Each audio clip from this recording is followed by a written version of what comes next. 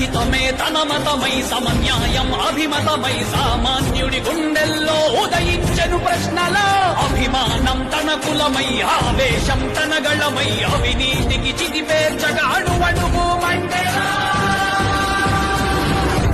హర్మందే విజయం పొత్తుదే గెలుపు కూటమిదే పీఠం జై హింద్